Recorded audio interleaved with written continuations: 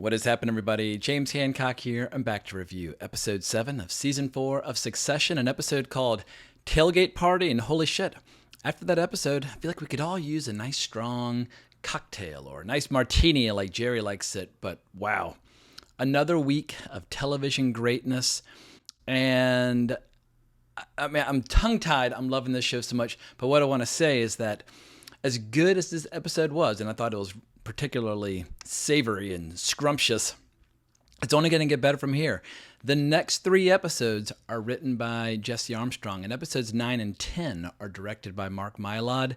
So even though I felt like Sherry Springer Berman and Robert Pulcini did an amazing job directing this episode, and Will Tracy did a particularly good job writing this episode, I mean, I don't know how much better it can get. Who knows? Maybe it'll completely shit the bed and disappoint, but I seriously doubt it. I can't remember the last time I've seen a show where there's so many delightfully unpredictable momentum shifts where characters feel like they're getting the upper hand only to lose it. It's like water sloshing back and forth in a bathtub. And I felt like this episode had as many plot twists and momentum shifts as like your typical entire season of television. I was just absolutely howling. I would have loved to have been there in the corner just sipping on some scotch and just watching the blood flow. And in a weird way, even though this show is obviously fictional, it makes me like living in New York more, which is a weird thing to say. I've been here for 15 years and I've loved every second, and I feel like it's a city that you can always kind of discover additional layers. You can't exhaust the possibilities of New York. But like, I guess the filmmaking side of me and the television enthusiast side of me just likes the idea that there's some, super exclusive, thought leader gathering going on in Midtown where 40 or 50 individuals are debating and negotiating over the fate of the country, basically, and getting completely, totally ripped as they do it. It's just, it's fucking awesome. So let's dig into all the details. And as always, I will not be doing a full plot breakdown. I'll just be calling attention to my favorite highlights. But the plot is relatively simple. It's a tailgate party. It is the evening before the election, and poll numbers are all over the place. The candidate backed by ATN, he is slipping. Connor seems to have gained a little ground, but it appears as if the political party that Shiv is more affiliated with just might prevail. But prior to his death, Logan sent out all these invites to his election eve party, and Logan's whole style or his whole approach was always to invite the opposition. He liked getting the left, the right, and the center all in the same room, locking horns, and I feel like that's not only a key to his character's success, but it's also an interesting insight into the billionaire class, because once you're living on those kind of higher levels of society, who cares about Democrats or Republicans or left or right? Because these are the people who are manipulating the behavior of millions upon millions of people. And if their news and information makes people go crazy or drives people to hate each other, who cares? They still get the ad revenues, so they always win irrespective of who wins an election. With a news organization like ATN, if anything, their popularity would probably go up when the other side is in power, getting to be the loyal opposition and speaking truth to power and all that kind of stuff. But all cynicism about elections aside, I feel like the real story of this episode was Shiv and Tom, and holy crap, what a journey, all in the context of one single episode where at the beginning of the episode, you see Tom in loving husband mode. He's calling Shiv a hot piece of ass, a foxy little minx, all that stuff. And also, by the way, I totally agree, but from his point of view, they had a little break, and now they're back on. And it almost, or I guess we get a little ominous bit of foreshadowing about how things are going to end up by the end of the episode when he gives her a gift of a scorpion encased in glass. And let's just say the joke doesn't go over very well. Like, for all you fellas out there who are taking notes, don't give your wife and or girlfriend scorpions encased in glass.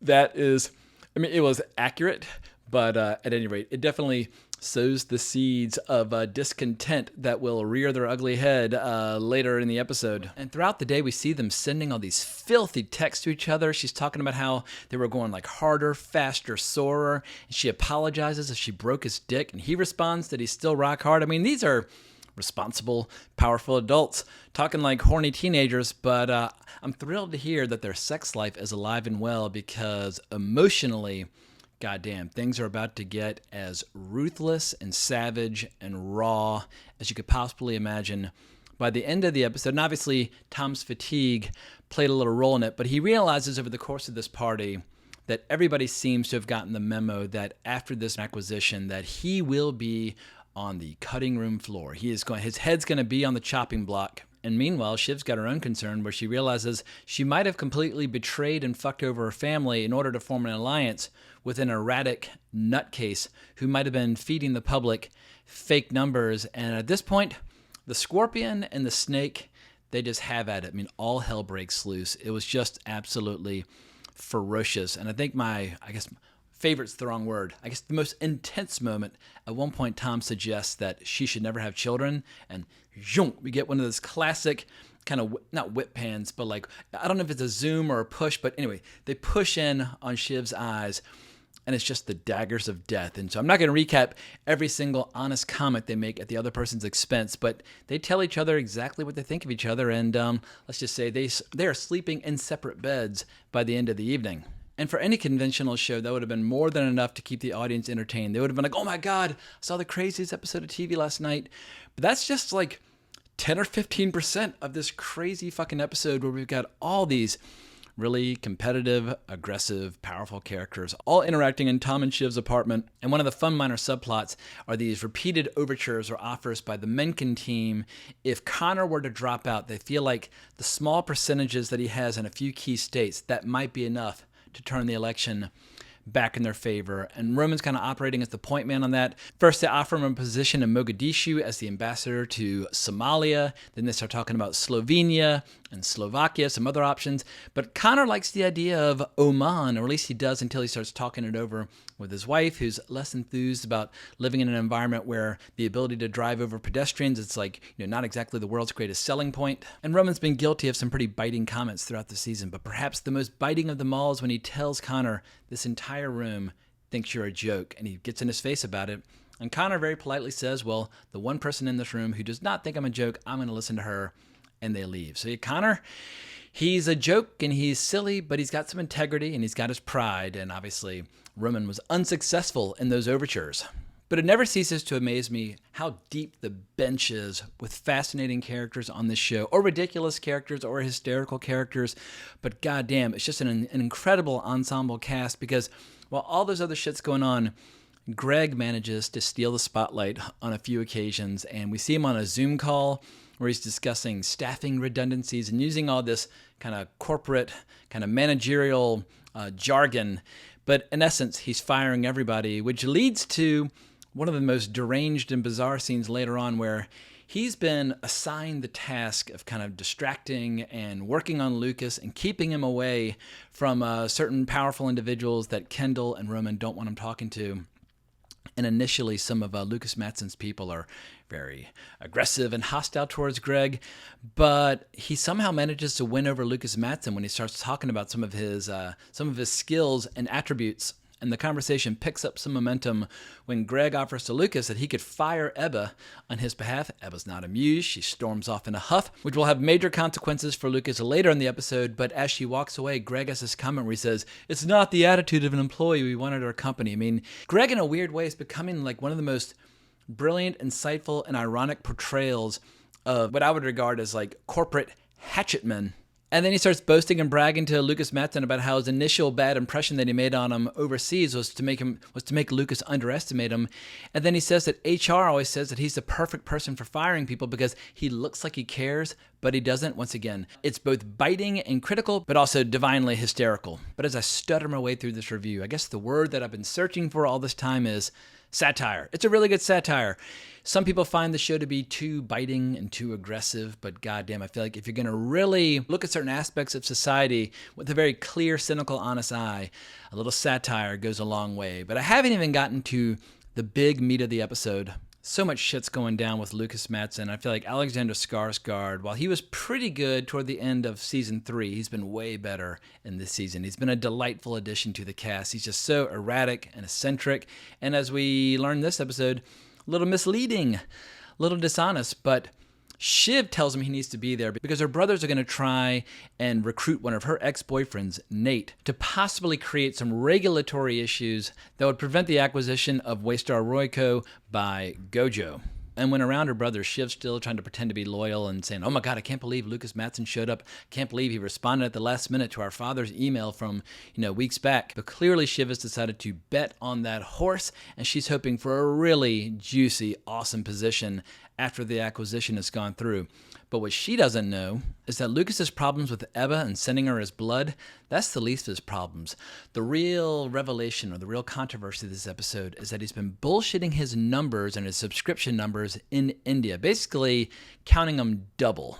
And Roman and Kendall do a great job of talking to Ebba, smoking cigarettes with her, kind of teasing information out of her.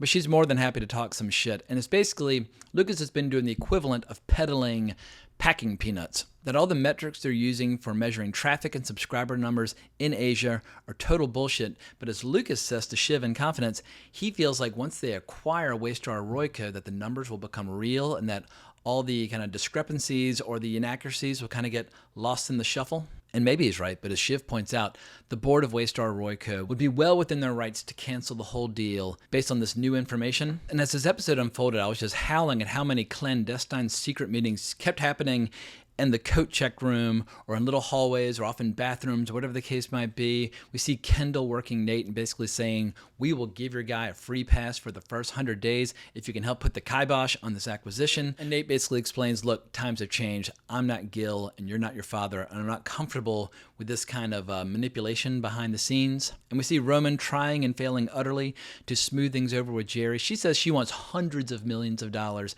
and that if at any point her narrative is undermined, she will sue the shit out of him and also share all his dick pics. And there's a great little moment where she's walking away from him and she says, I could have gotten you there. Like with her acting as his mentor and kind of guiding him, that she could have gotten him to a position of power that he would have really enjoyed. But obviously that alliance is over. But of all the adversarial confrontations this episode, I think the second most compelling, behind the explosive fight between Tom and Shiv, but the second most compelling would be that between Lucas Matson and Kendall, when Lucas is chilling in the window looking out over the streets of New York and decides to start talking some shit. He's like, oh, who wants to go out? But is there anything to do in this town? Blah, blah, blah. And basically starts speaking unfavorably about New York compared to some of the other great cities of the world. And Kendall decides to talk a little smack back, because no matter how rich or poor you are, if there's one thing that's kind of similar, or one through line between all New Yorkers, is that they're very proud of their town, they're very, very loyal to their town, and they're very defensive. And I think, a lot of New Yorkers are justifiably proud of this fascinating city.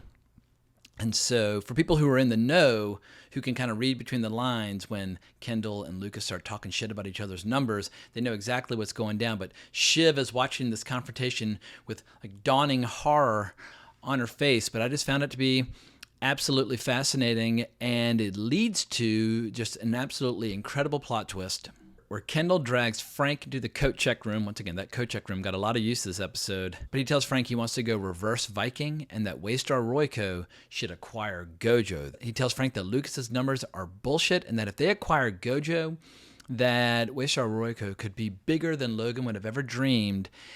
And this is when we see like the true kind of reality of Kendall's character. And he's more than happy to ditch Roman and Shiv in the process. And they, all season long, have been declaring their undying loyalty to each other. And obviously Shiv has already decided to go her own way, but it just shows how Kendall still believes that only one person can truly wear the crown. So let the battle of succession truly begin, because Frank is terrified by everything that might be involved, but also, a little greed and a little ambition go a long way.